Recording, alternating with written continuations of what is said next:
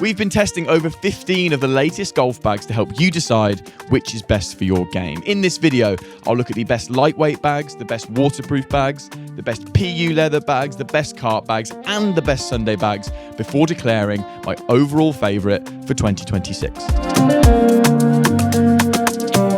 Right, first up, lightweight stand bags. If you're in this part of the market, often the overall weight is going to be a big consideration for you. So here are some of my favourite examples. You've got the OGO Featherlight. I mean, that's a name that has to be lightweight. It's 2 kilos and it's got 10 pockets in total, which is the most for a bag that's that lightweight. So if you're looking for that mixture of the two, plenty of storage, lightweight build, good comfortable strap, OGO is an excellent example that comes in some pretty funky colourways as well.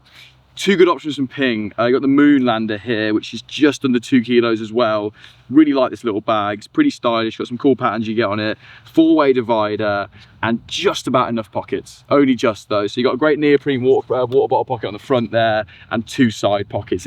It's neglected the full length apparel pocket you're used to in favour of a bit of a slimmer build, which I really like, but if you're carrying apparel waterproofs, you might miss that. So you've then got the Ping Hoofer, which is only about half a kilo heavier, I believe, but you get a lot more bag there. You get 5-way divider. I think it's got 16 pockets in total, which includes some internal pockets, which is quite a lot. And the Ping Hoofer is just a classic. It's one of the best stand bags that's ever been made, and they still make it very well in some nice colorways as well. But my overall pick has to be the most lightweight bag on test, and I'm not just giving that because it's so lightweight. It's also very practical, very pretty, very stylish. It's the Sun Mountain Eclipse 1.5. As the name might suggest, it's only 1.5 kilos, so half a kilo lighter than anything else we've got on test in this video, and it's really pretty. It's got this sort of like tissue paper thin fabric, which at first I thought would be a little bit it won't wear quickly, but it's a ripstop fabric, so it's incredibly hard wearing. I think it looks really pretty, and you've still got plenty of padding and pockets on there. The padding in particular on Sun Mountain bags is incredibly comfortable. You get it on the shoulder strap and on the hip pad. Unlike the Moonlander, so this is still lighter than the Moonlander, but it's got that full length apparel pocket. It's got a quick, easy access rangefinder pocket, which is magnetic, which I love as well.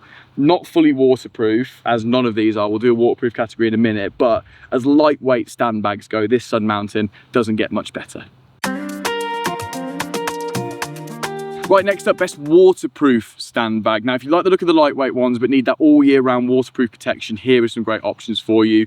Sun Mountain as a brand in general make excellent waterproof material. They seam seal both sides of the zippers on all their waterproof bags, so they're really impenetrable for any water. So I like Sun Mountain as a brand for that.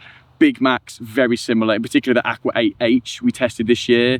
It's the most lightweight waterproof stand bag from this year's test, 2 kilos, but still plenty of storage, and again, excellent, reliable waterproofing material. I also really like the TaylorMade Storm Dry from this year. Now, I don't normally recommend TaylorMade bags that much. I've not liked some of their stand bags recently, but the waterproofing material on this is fantastic. I think it looks really pretty. There's plenty of organisation and perfect if you're looking to match up your clubs with your bag, which I know a lot of people like to do.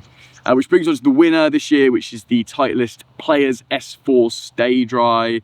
The reason I picked this one in particular, and it was a close one between all these bags, but the waterproofing and the material they've used on the new bag for this year, is all new for this year, is beautiful. It's got this beautiful sort of matte finish to it, which makes it look really premium. Almost doesn't look waterproof, and you pour a load of water over it and the water all beads off, especially in the green colourway we tested this year. I thought it looked fantastic. Good storage options, comfortable strap, looks really pretty and premium. So if you're after a good waterproof bag this year, I'd recommend the Titleist. Right, my next category, I don't really know how to name properly. I've gone for like posh PU leather. How about that? We'll call it the posh PU leather category here. And this is a really popular style of bag that more and more brands are introducing into their ranges as they become more popular, right? One of those is Wilson. The 1914 stand bag was brought out this year. A bit of a surprise. I haven't seen a Wilson bag for ages. This thing's gorgeous. It's so subtle. It's got a bit of embossed Wilson logoing down the side. But other than that, the one I tested, just an all black, lovely PU leather bag.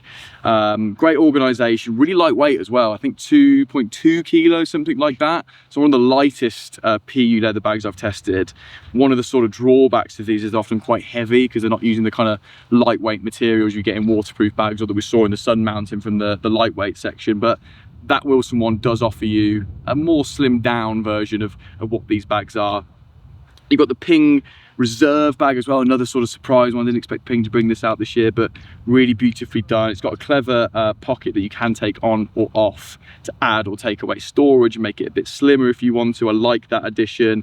A couple of magnetic pockets on it as well, and I'm a sucker for a magnetic pocket. It makes everything feel more premium and does give you quicker access as well. So the Reserve's an excellent option, but my winner in this category, and it isn't one particular bag because there are so many here, is Vessel. Vessel are the absolute goats, the Rolls Royces of making these styles of bags. You're going to have to invest a little more to get the Vessel brand, but from my experience, I've got the Sunday 3 here, we've tested the Player 5, the Sunday 4, some of their cart bags as well. That investment is worth every penny. The materials just go up a notch, the craftsmanship just goes up a notch. So whether it's a cart bag or whether it's a stand bag, if you're in this, you know, posh PU leather made up category I've come up with, I would go for Vessel broadly as a bag.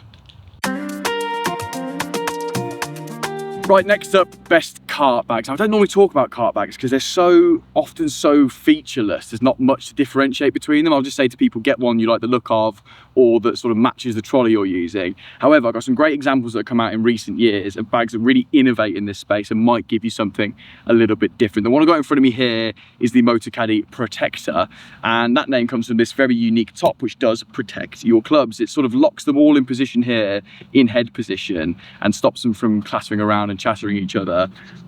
It doesn't look, it's a bit ungainly to look at, the top section that is. I think the rest of the bag's really pretty, but it's so effective. I think if you're often using carts or buggies, or if you're using remote trolleys, especially when the clubs are going over uneven terrain, bashing against each other, not only is it going to protect them over time, it makes for less noise as well. I think sometimes you've got all those clubs chattering around, it gets quite annoying. And the bag itself, fully waterproof, 1 billion pockets on it. That's not an official line, that's just anecdotally.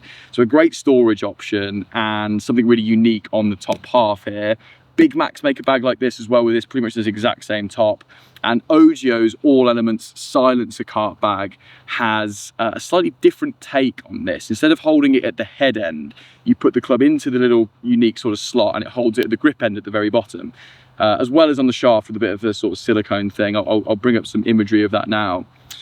Same concept, holds the club in place, stops the chatter, looks a little bit smarter than this in my opinion. So if you like the idea of that, I wouldn't be too put off by the look of these bags. I think they're really useful. And if you're fed up with the noise and you're fed up with clubs sort of getting hit against each other, there's a few cart bags with those options. If you're looking for lightweight and waterproof, the Power Caddy Dry Tech is one of the best out there. Again, if you're trying to match it up with the Power Caddy, I'd go straight for it. But even if you haven't got a Power Caddy trolley, it's just over 2 kilos. The waterproofing on it is excellent. And like all cart bags, there's just so much storage. You can put anything, anywhere, pretty much. But the winner for me in this category is the Big Macs Aqua IPX Tour. Now, this is a very unique bag. It is the world's first non-stitched heat welded bag. And this process for me gives it the new gold standard for waterproofing in golf bags. Not available in stand bags yet, only in this cart bag, and it is incredibly unique for its construction. The material's got this beautiful sort of matte finish to it. It's almost like a wetsuit, a bit firmer than a wetsuit, but not quite. But the same concept, the lack of stitches means no water can get in. I think it's a beautiful bag. Again, loads of storage, as it always is in Big Macs bags. They've also toned down the styling on it a little bit. I often found some Big Macs bags had too much writing on them. This is a little bit toned down. I think it'll get even more toned down in the future.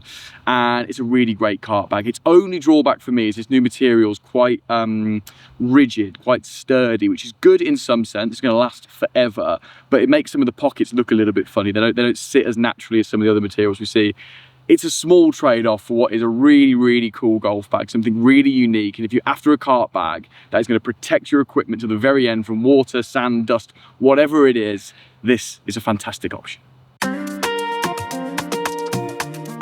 Right, final category is Sunday bags, and there's loads of kind of cool, stylish, vibey options in here, awesome practical ones as well. The Ogio Fun Day was my winner in last year's one. I love this little bag. I like how it's got the little legs on the bottom to keep it off the surface if it's wet or muddy or whatever.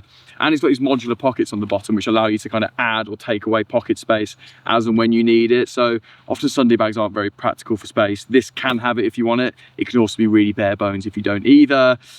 Good bit of padding on the hip pad and on the strap. as well. So that for me is the best Sunday bag from like a practicality point of view.